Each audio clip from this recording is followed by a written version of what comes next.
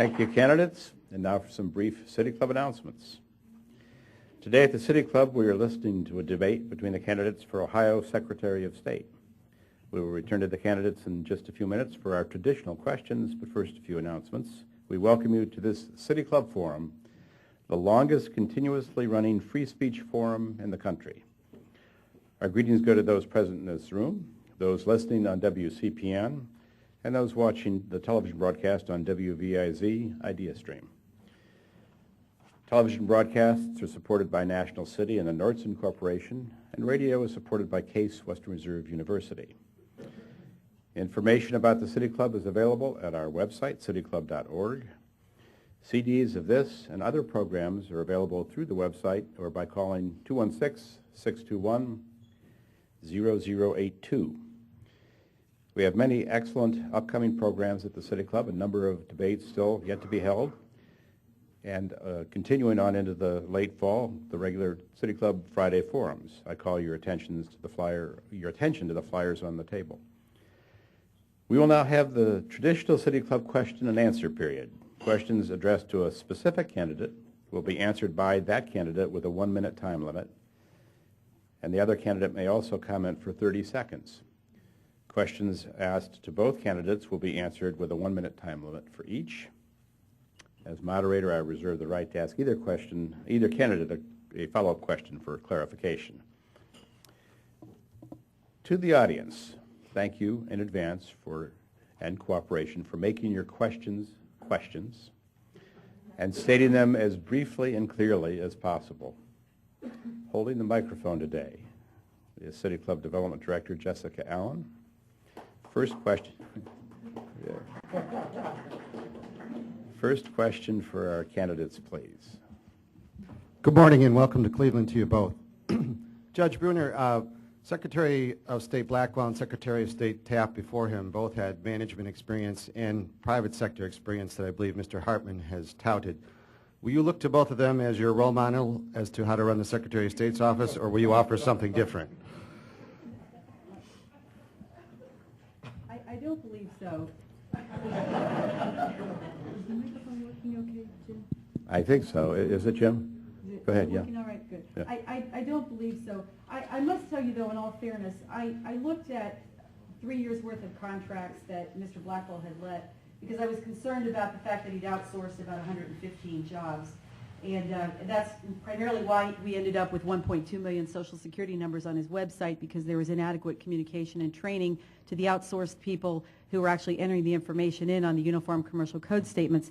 But I was pleasantly surprised to see the amount of automation that had occurred in the office since the days when I worked there and had to go to the controlling board to get money to buy our first Wang word processing system in the office. So I do give Mr. Blackwell credit for trying to innovate a more efficient operation of the business operations of the office. And I will certainly look at everything that is there, try to look and find all the good that I can and continue with that, but then, of course, bring together some of the best minds and employees to make the best improvements that we can, recognizing that, first and foremost, our job is public service. Mr. Hartman? I think I've distinguished myself from Columbus leadership and have been very critical of it in this campaign. I believe that's demonstrated my independence as a public official. I've criticized Ken Blackwell for how he had been Secretary of State, and I also thought Bob Taft should have resigned when he was convicted of misdemeanors. And so I think my record speaks for itself.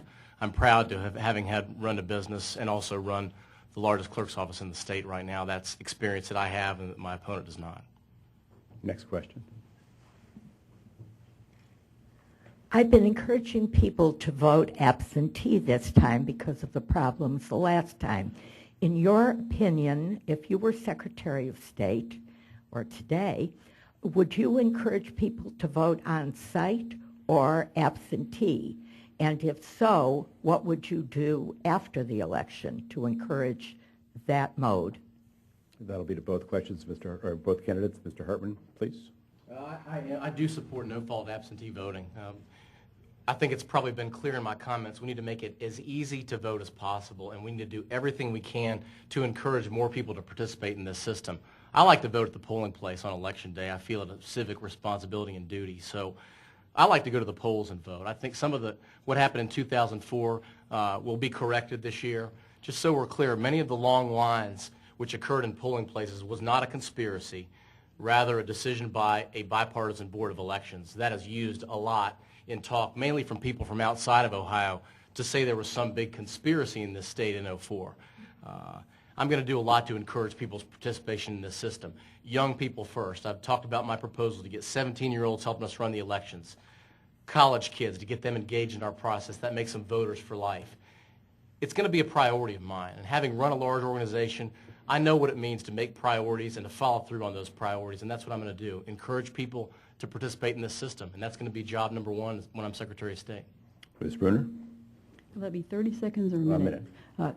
Thank you. You know, Ohio is an extremely diverse state. You can go to Vinton County and there are 20 precincts in the entire county, if you can even imagine that up here in Cuyahoga County.